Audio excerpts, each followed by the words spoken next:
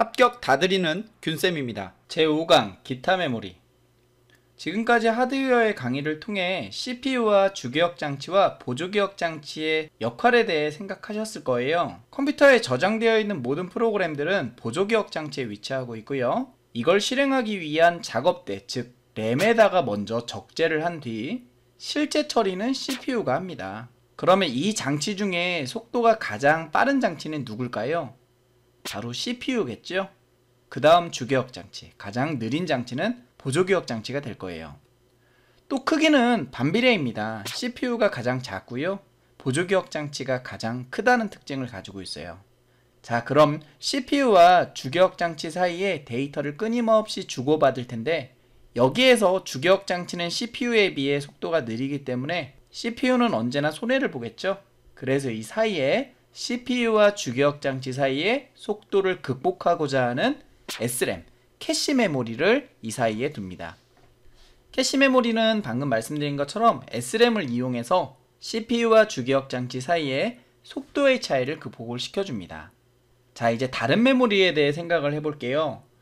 보조기억 장치에 있는 프로그램들을 작업대, 즉 주기억 장치의 적대를 꾸준히 한다고 치면 주기억 장치의 용량이 모자르기도 하겠죠.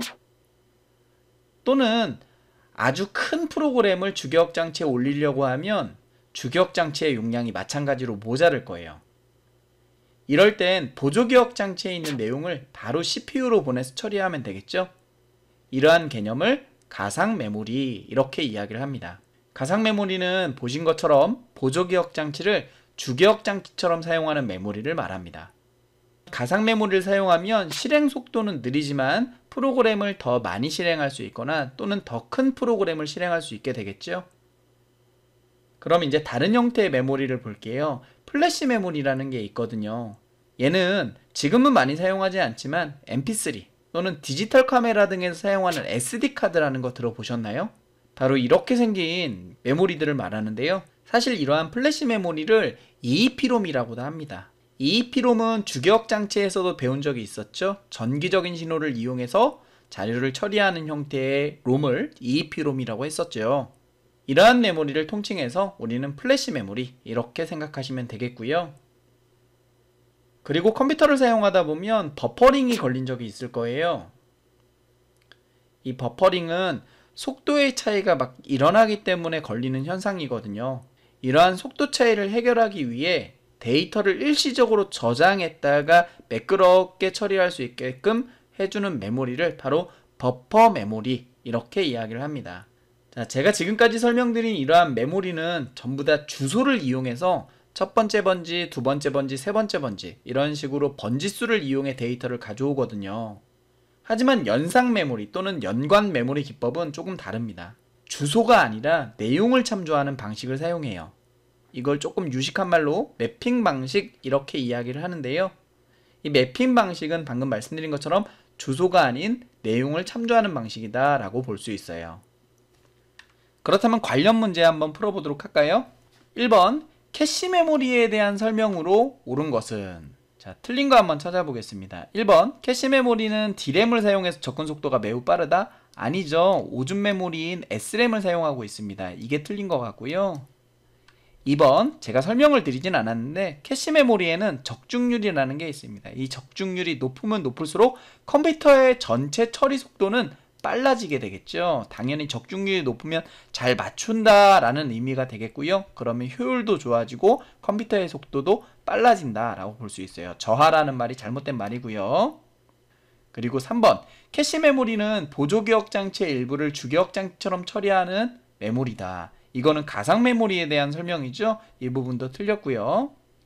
그렇다면 정답은 4번이 되겠죠. CPU와 주기억 장치 사이의 처리 속도를 향상시키기 위한 일종의 버퍼 메모리, 속도 차이를 해결하기 위한 메모리의 역할을 한다. 이것이 정답이 되겠네요. 계속해서 2번 문제 볼게요. 컴퓨터 시스템에서 사용하는 가상기억 장치에 대한 설명으로 옳지 않은 것은? 자, 그럼 1번 질문부터 한번 볼게요. 보조기억 장치 같은 큰 용량의 기억 장치를 주기억 장치처럼 사용하는 개념이다. 여기 핵심적인 내용이 다 나왔죠. 보조기억 장치를 마치 주기억 장치처럼 사용하는 메모리, 가상 메모리 맞죠? 2번 주기억장치의 용량보다 큰 프로그램 실행을 가능하게 한다. 이것도 맞는 말이 되겠죠. 그러니까 가상 메모리에서 바로 실행하는 이유가 이것 때문에 그렇죠. 다음 3번 주소의 매핑이라는 작업이 필요하다. 매핑은 제가 말씀드린 것처럼 내용을 참조하는 방식이라고 했는데요. 가상 메모리에서도 사실 매핑이라는 작업을 필요로 합니다. 이 부분은 제가 설명을 드리진 않았지만 4번 지문을 보면 이게 맞다라는 걸 알 수 있을 거예요. 왜냐하면 4번이 틀렸거든요. 4번 보시면 주기억장치의 접근 시간을 최소화하여 시스템의 처리 속도가 빨라질까요? 과연? 아니죠. 느려지겠죠? 왜냐하면 주기억장치에서 처리해야 할 데이터를 속도가 더 느린 보조기억장치에서 처리하고 있기 때문에 더 많은 프로그램을 실행한다 하더라도 속도는 느리다 라는 특징이 있겠죠. 그래서 이 부분이 틀렸다라고 볼 수 있겠죠. 정답은 4번이 되겠네요. 자, 3번 플래시 메모리에 대한 설명으로 옳지 않은 것은? 플래시 메모리는 mp3나 디카 등에서 사용하는 그러한 메모리를 말했죠. 그게 4번에 딱 나와 있네요. 휴대전화나 디지털 카메라나 게임기, USB 메모리 등에 널리 이용된다. 맞는 말이죠. 이렇게 이용되는 메모리들은 당연히 입출력이 자유로워야 되겠죠. 그러면 3번도 맞는 말이 되겠고요. 이러한 기기들은 아무래도 우리가 들고 다녀야 되는 휴대성이 짙은 기기니까 소비 전력이 어떻게 해요? 상대적으로 작아야 되겠죠. 그래서 1번도 맞는 말로 볼 수 있는데요. 그러면 정답은 2번이 될 수 있는데 왜 2번이 틀렸냐 하면 우리 보조기억장치에서 배웠던 트랙 기억나십니까? 트랙은 동그랗게 생긴 동심원의 모양을 띠고 있어요. 그런데 플래시 메모리는 반도체의 형태란 말이죠. 그렇기 때문에 트랙 단위로 저장된다? 이 말이 틀렸고요. 참고로 알아두시자면 트랙 단위가 아니라 셀의 단위로 저장되어야 맞는 말인데 그 부분까지는 외우시지 않으셔도 됩니다. 정답은 2번이 되겠죠. 자, 계속해서 4번 문제 볼게요. 플래시 메모리에 대한 설명으로 옳은 것은? 플래시 메모리는 mp3나 디카에서 사용하는 메모리라고 했죠. 정답 바로 보이실 것 같아요. 4번 질문 보시면 전기적인 방법으로 수정이 가능한 EEP롬을 개설한 메모리 칩으로 mp3 플레이어나 아니면 휴대전화, 디지털 카메라에서 널리 사용된다. 정답 4번이 되겠네요. 그러면 복습 차원에서 다른 지문은 뭘 이야기하는지 한번 볼게요. 중앙처리장치와 주기억장치 사이에 위치해서 처리 속도를 향상시키는 역할, CPU와 주기억장치 사이에 캐시 메모리가 있죠. 1번은 캐시 메모리에 대한 설명이고요. 2번 보조기억장치의 일부를 마치 주기억장치처럼 사용하는 메모리, 이것은 무슨 메모리입니까? 바로 가상 메모리에 대한 설명이죠. 3번 주기억장치에 저장된 정보를 접근할 때 주소 대신에 기억된 정보의 내용의 일부를 이용하여 직접 접근하는 장치, 바로 매핑 방식을 이용한 연상 메모리 또는 연관 메모리에 대한 설명이죠. 그러면 다시 한번 말씀드리지만 정답은 4번이 되겠네요. 자, 그럼 이제 5번 문제를 풀어보도록 하겠습니다. 5번에서는 하드웨어 속도에 대해 이야기를 하고 싶었는데요. 지금까지 배웠던 하드웨어 중 접근 속도가 빠른 것에서 느린 순으로 올바르게 나열된 것을 한번 생각을 해보도록 할게요. 컴퓨터에서 속도가 가장 빠른 장치가 누굽니까? 바로 CPU죠.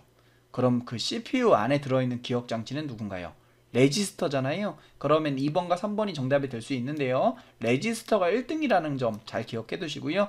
그 다음에 주기억장치가 있었는데 사실 주기억장치와 CPU 사이에 속도 차이를 극복해주는 메모리가 있었죠. 그게 누구였나요? 캐시 메모리였죠. 그러면 2번이 정답이 될 수 있는데 쭉 한번 따라가 볼게요. 1등 레지스터, 2등 캐시 메모리, 그럼 3등은 주기억장치, 그리고 속도는 제일 느리지만 용량이 큰 게 보조기억장치가 있었죠. 그럼 정답은 2번이 되겠습니다. 다음 6번. 여러분들이 하드웨어를 사용할 때 어떤 문제가 일어나면 어떻게 해결해야 될지 좀 알아보도록 할게요. 6번. 윈도우 사용할 때 메모리, 그러니까 정확히 이야기해서 램의 용량의 부족 문제를 해결하는 방법으로 적절하지 않은 것. 램은 작업대의 역할을 한다고 그랬습니다. 작업대의 용량이 모자르다 라고 하면 작업되고 있는 프로그램, 즉 실행되고 있는 프로그램을 끄면 되죠. 그런 관점으로 생각하시면 됩니다. 1번 보시면 불필요한 프로그램을 종료한다, 적절한 조치라고 볼 수 있겠죠. 그리고 2번 보시면 불필요한 자동 시작 프로그램을 삭제한다. 자동 시작 프로그램이 뭐냐면 컴퓨터를 처음 켰을 때 카카오톡 같은 거 설치했으면 자동으로 실행되죠. 그런 시작 프로그램들을 삭제하게 되면 이 프로그램들이 작업대에 올라갈 일이 없으니까 램의 용량도 마찬가지로 확보가 되더라 생각할 수 있겠고요.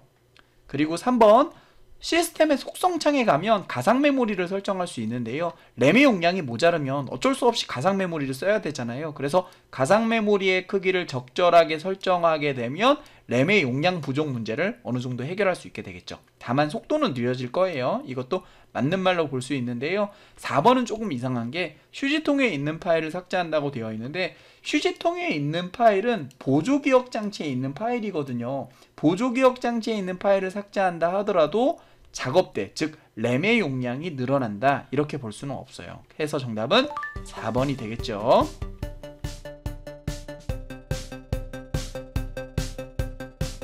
캐시 메모리 SRAM이었죠. CPU와 주기억 장치 사이에 속도차를 극복하는 게 캐시 메모리였고, 가상 메모리, 보조기억 장치를 주기억 장치처럼 사용하는 게 가상 메모리였습니다. 플래시 메모리, EEP롬을 사용하고요. MP3나 디카 등에 사용하는 메모리를 플래시 메모리, 이렇게 이야기했죠. 하드웨어 중 속도가 가장 빠른 건 CPU에 있는 레지스터, 그 다음 캐시 메모리, 주기억 장치, 보조기억 장치 순이라고 말씀드렸습니다. 더 많은 소식은 다양한 채널을 통해 여러분들에게 전달하도록 하겠습니다. 지금까지 합격을 다드리는 균쌤이었습니다.